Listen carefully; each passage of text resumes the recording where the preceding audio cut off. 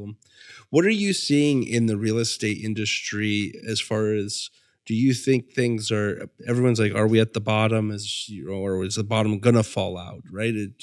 And I don't know, that's always the question it feels like people ask. It is. No, I don't see that happening. I know rates are up. And there's a lot of buzz about which direction they're going to go. That'll be really interesting to see. It's election year. So typically they go down. I've been hearing the opposite, but I don't know if that's true. We won't know till we get there. Right. But we definitely have a lot of people that are still moving in the area. Seattle, we have a lot of folks moving up north, as you probably have run into from Seattle and other states, California. Yeah, a lot of people moving out of California. Yeah. And so, I think, eventually the housing prices in California are going to start dropping because nobody will live there anymore. I know. Especially in the fire area. Yeah. Insurance is interesting down there right now. That's for sure. I bet it is. And I bet it's been affecting insurance here. It does. So it's the part that's kind of interesting about insurance. I was telling somebody this the other day, insurance companies have insurance as well.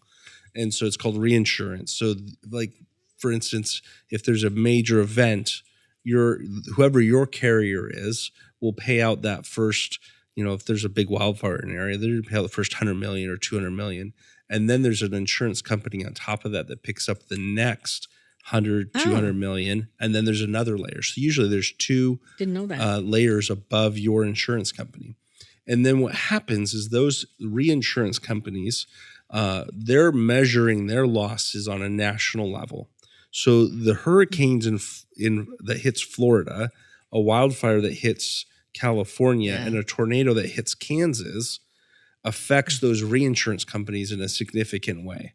And they are going to spread that cost to the underlying carrier. So it would be Farmers or State Farm or Allstate. They're going to spread that cost to them on a nationwide basis. So when they go to buy their reinsurance from that reinsurance carrier, they say, well, we're going to charge you X amount more. And so that premium for their reinsurance dollars for the last 2 years in a row has been about doubled. Wow. And so then that's a direct impact to your insurance in Washington. So while your carrier may not be charging you directly for the losses in Florida or California or in Kansas, indirectly they are, because it's affecting the amount that they're paying to buy reinsurance to cover Washington. So it impacts everyone. It does. Yeah. It does. And so, and that also, the other part that's interesting is the reinsurance carriers will dictate a lot to the underlying carriers. And they'll come in and say, hey, you have too much risk in this fire line score or in this protection class. Oh. You have to reduce the number of homes you insure there, or we're not going to sell you reinsurance. Oh, and so what do you find in Washington State falls in that category? Right now, it's been in Eastern Washington is where we've seen that. So there's some zip codes in Eastern Washington that have become almost impossible to get insurance for. Oh. And so you're buying a surplus lines carrier is what it's called. It's a non-admitted carrier. It's not a domestic carrier. Be like a Lloyd's of London or something along those lines. And the premiums have gone up from, maybe you were paying $1,500 or $2,000, which seemed like a lot at that point, but now it's $4,000 or $5,000 for those premiums. And that's something that's interesting that people don't think about when they're looking at houses. Like where you're located, that's going to affect that premium by a lot. The other thing we've seen just locally was this wasn't affected so much by reinsurance carriers, but something the state has done is the WSRB, Washington State Rating Bureau, goes out and rates the fire departments, and they create protection class. So protection class is what insurance companies use as your fire risk. So protection class 1 would be you're inside of a city, you're within 5 miles of the fire department, and the fire department is modernized and 24/7 manned. That would be a protection class 1. Okay. Most fire departments are protection class 3 because they may not have a full staff 24/7. They have a reduced staff, usually overnight or something. And then if you get into volunteer fire departments, you might end up in a protection class 7.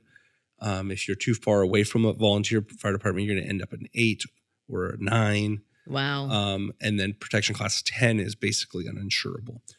The fire departments, though, because of budget cuts, what we've seen in Whatcom County is there's been several fire departments that did not pass their annual inspections with the WSRB because they didn't bring certain equipment up to code or up to standard, I should say, or because they don't have enough man hours or they don't have enough man hours to man the station. Oh. And so then it's downgraded the protection class for those homes. So they've gone from a protection class 6 to a protection class 9, which I've seen is about a 30 to 40% jump in their homeowners premiums. Wow. That's interesting. Yeah. I never knew that. And so then they call me all angry. They're like, why did my rates go up? And I'm Yeah. like, unfortunately, that part's not me. Right. That part's all between you and your fire department. So Wow. there's so many different moving factors, which is just interesting on how the insurance affects homes. Yeah. And I think, there's so many industries that really, I try and work with like insurance agents and lenders and even solar panel people that anything and everything that has to do with homes and how it could affect the costs. Right. And how it impacts the client. So, yeah, that's interesting.